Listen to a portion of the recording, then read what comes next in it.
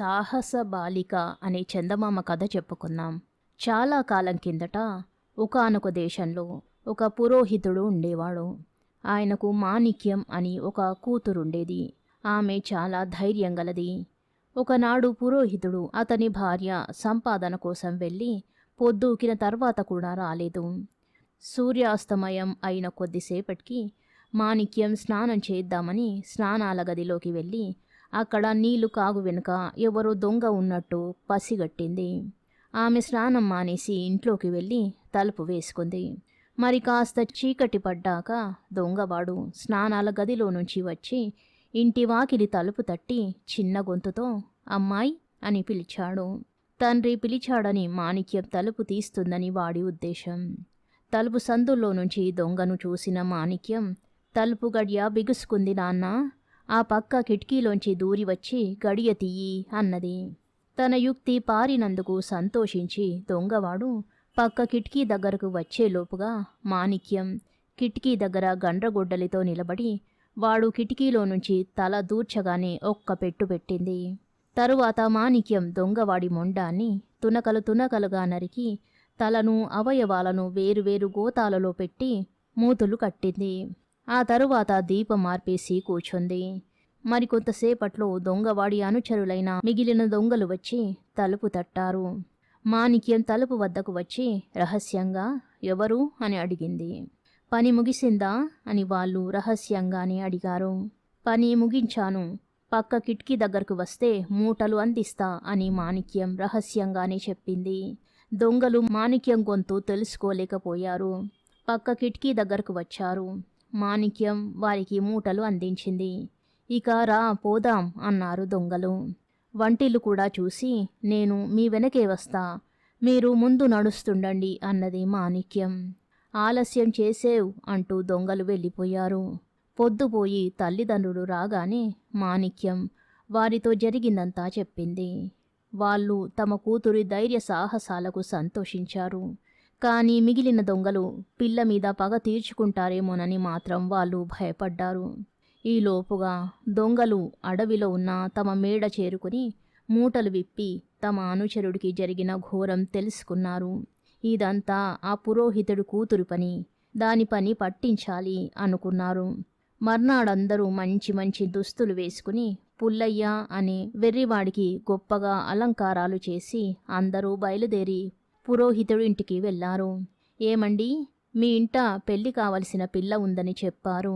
ఉంటే మా వాడికి చేసుకుని బోలెడంత నగ కట్టు పెడతాం, పెళ్లి ఖర్చులు కూడా మేమే పెట్టుకుంటాం అన్నారు దొంగలు పురోహితుడితో. పురోహితుడు సంతోషించాడు. ఖర్చు లేకుండా పిల్ల పెళ్ళైపోతుంది. వియ్యాలవారు ధనికులుగా కనబడ్డారు. దొంగలు పిల్ల మీద పగ సాధించేలోపుగా పిల్లని అత్తవారింటికి పంపేయడము మంచిదే. ఇవన్నీ ఆలోచించి పురోహితుడు సరేనన్నాడు. వీళ్ళ వాలకం చూస్తే వీళ్ళే నిన్న వచ్చిన దొంగలల్లే ఉన్నారు నాన్న అని మాణిక్యం తండ్రితో అన్నది. కాని మాణిక్యం తల్లిదండ్రులు కోప్పడ్డారు. పిచ్చిగా మాట్లాడకు, దొంగలెక్కడన్నా ఇంత మంచి బట్టలు వేసుకుంటారా, నగలు పెడతారా అన్నారు వాళ్ళు. ఆ పూటే పెళ్ళయింది. సాయంకాలం పెళ్లివారు పెళ్లి కూతురుతో సహా తరలి వెళ్లారు. చీకటి పడేసరికల్లా వారు అడవిలో తమ మేడ చేరుకున్నారు. హంతకిని ఇప్పుడే చంపేద్దాం అన్నారు కొందరు దొంగలు. నాకు పెళ్లి చేసినట్టే చేసి నా పెళ్ళాంతో ఒక్క మాటైనా మాట్లాడకముందే దాన్ని చంపేస్తారా అని ఏడవడం ప్రారంభించాడు పిచ్చి పుల్లయ్య. సరే, రేపొద్దుటిదాకా అది పారిపోకుండా చూసే భారం నీది, రేపొద్దున దాన్ని హతమారుస్తాం అన్నారు దొంగలు. దొంగలు కింది అంతస్తులో పడుకున్నారు. మాణిక్యాన్ని పైకి పంపారు. పుల్లయ్య సంతోషపడుతూ పైకి వచ్చాడు. అతడు రాగానే మాణిక్యం, అబ్బా, ఈ మేడలో ఎంత ఉక్కగా ఉన్నది, గాలే రావడం లేదు అన్నది. అమ్మో, నువ్వు బయటికి పోవడానికి వీల్లేదు, వాళ్ళు చంపేస్తారు అన్నాడు పుల్లయ్య భయపడుతూ. నా మొగుడివి కదూ, ఎలాగైనా తోటలో ఒక్క పావుగంట సేపు తిరిగి రాని అన్నది మాణిక్యం. పారిపోవడానికా, నాకు తెలుసులే అన్నాడు పుల్లయ్య. నీకంతా అనుమానమైతే నా నడుముకు మోకు కట్టి కిటికీలో నుంచి దించు, కాసేపు గాలి మేసి తాడు గుంజుతాను, పైకి లాగేయి అన్నది మాణిక్యం. ఈ ఉపాయం పిచ్చి పుల్లయ్యకు నచ్చింది. వాడు మాణిక్యం నడుముకు తాడు కట్టి కిటికీ గుండా కింది తోటలోకి దింపాడు.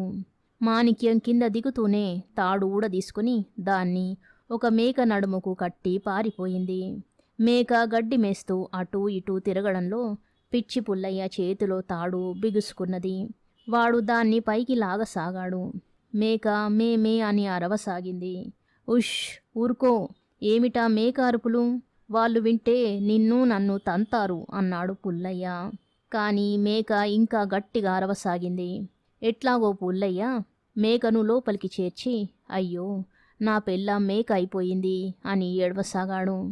మేక అరుపులు, పిచ్చివాడి ఏడుపు విని దొంగలు నిద్రలేచి పైకి వచ్చి చూశారు. పిచ్చివాణ్ణి మోసం చేసి మాణిక్యం పారిపోయిందని తెలుసుకున్నారు. ఆమెను పట్టుకోవడానికి గుర్రాల మీద అప్పటికప్పుడే బయలుదేరారు. అడవిలో కొంత దూరం వెళ్ళిన మాణిక్యం గుర్రాల చప్పుడు విని సమీపంలో ఒక చెట్టులో పెద్ద తొర్ర ఉండడం గమనించి అందులోకి దిగి దాక్కుంది. మరుక్షణంలోనే దొంగలు వచ్చారు. వారికి ఎక్కడా మాణిక్యం జాడ కనబడలేదు. వారిలో ఒకడు తన కత్తితో చెట్టు తొర్రలోకి పొడిచి చూశాడు. కత్తి మొన మాణిక్యం భుజంలోకి దిగబడింది. కానీ ఆమె కిక్కుర్మనలేదు. దొంగ కత్తి బయటకు లాగేటప్పుడు ఆమె తన చీరతో కత్తిని తుడిచింది. కత్తికి రక్తం మరక లేకపోవడం చూసి దొంగ చెట్టు తొర్రలో ఎవరూ లేరనుకున్నాడు. దొంగలను చాలా దూరం వెళ్ళనిచ్చి మాణిక్యం చెట్టు తొర్రలో నుంచి దిగి రోడ్డు మీదికి చేరింది. రోడ్డు వెంట చాలాసేపు నడిచాక ఆమెకు మళ్ళీ గుర్రాల చప్పుడు వినిపించింది. ఆ సమయానే ఒక గడ్డి బండి అటుగా వచ్చింది. చిన్నాన్న, దొంగలు తరుముతున్నారు, నన్ను గడ్డిలో దాచవు అన్నది మాణిక్యం బండివాడితో. బండివాడు మాణిక్యాన్ని బండి వెనక భాగంలో గడ్డిలో దాచి ఏమీ ఎరగనట్టు బండి తోలసాగాడు.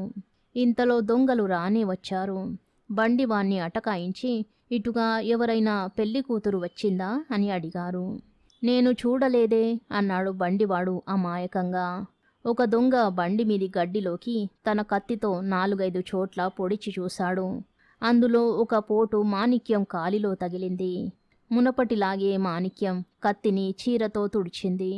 కత్తిపై రక్తం లేకపోవడంతో వాళ్ళు తృప్తిపడి వెళ్ళిపోయారు. ఎలాగైతేనే మాణిక్యం దొంగల బారి నుండి తప్పించుకుని తూర్పు తెల్లవారే వేళ తండ్రి ఇల్లు చేరుకుంది.